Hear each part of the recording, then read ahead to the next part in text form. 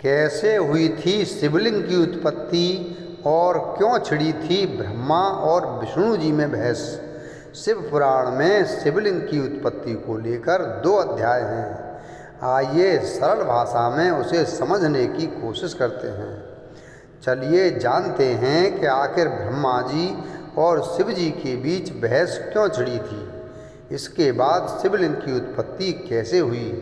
सावन शुरू होने वाला है, ऐसे में शिव भक्तों के लिए जुलाई का महीना सबसे खास है। सनातन धर्म में सावन शिवरात्रि का अपना एक खास महत्व है। इस दौरान सावन शिवरात्रि को लेकर कई तरह की तैयारियां होंगी, साथ ही कई पुराने किस्से भी दोहराए जाएंगे। वहीं कई लोग सावन में शिव जी की पूजा के लिए मूर्ति और शिवलिंग को खरीदने की भी तैयारी में होंगे। कहा जाता है अगर शिव जी को खुश करना है तो सावन के महीने में रोज शिवलिंग का जलाभिषेक करना चाहिए। वैसे आपने कभी सोचा है कि आखिर शिव भगवान के प्रतीक शिवलिंग की उत्पत्ति कहाँ से हुई थी।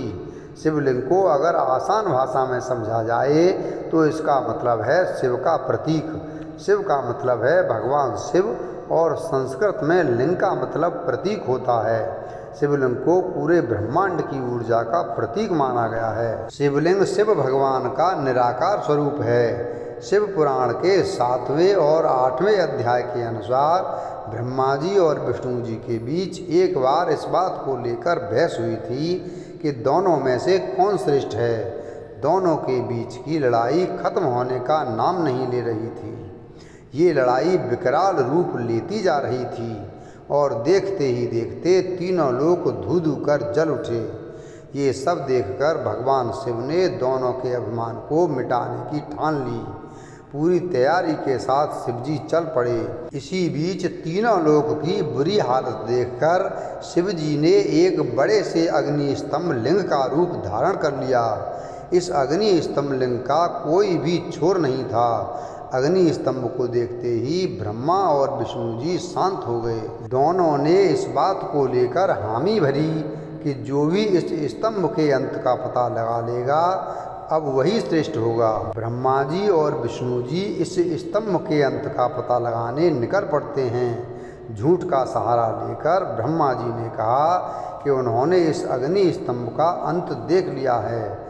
ब्रह्मा जी के इस झूठ में पुष्पक केतकी भी साथ देता है। ऐसे में विष्णु जी ने ब्रह्मा जी की बात मान ली और उनकी पूजा भी की। इसी दौरान स्तंभलिंग से शिवजी प्रकट होते हैं। झूठ बोलने के लिए वह ब्रह्मा जी को और पुष्पक केतकी को सजा देते हैं। साथ ही वह झूठ का सहारा ना लेने के लिए विष्णु जी की तारीफ भी करते हैं और उन्हें वरदान देते हैं कि लोगों के बीच उन्हें भी उनकी तरह ही सम्मान और सत्कार मिलेगा। यहाँ आपको बता दें कि बाद में जब ब्रह्मा जी और केतकी को जब गलती का एहसास हुआ तब शिवजी उन्हें भी माफ़ कर देते हैं। बता दें कि यहीं से शिवलिंग की उत्पत्ति हुई थी। अब आइए जानते हैं कि शिव पुराण में शिवलिंग पूजा का क्या महत्व बताया गया है। शिव पुराण में भगवान शिव ब्रह्मदेव और भगवान विष्णु से कहते हैं कि लिंग रूप में प्रकट होकर वे काफ़ी बड़े हो गए थे। अतः लिंग के कारण यह भूतल लिंग स्थान के नाम से प्रसिद्ध हुआ।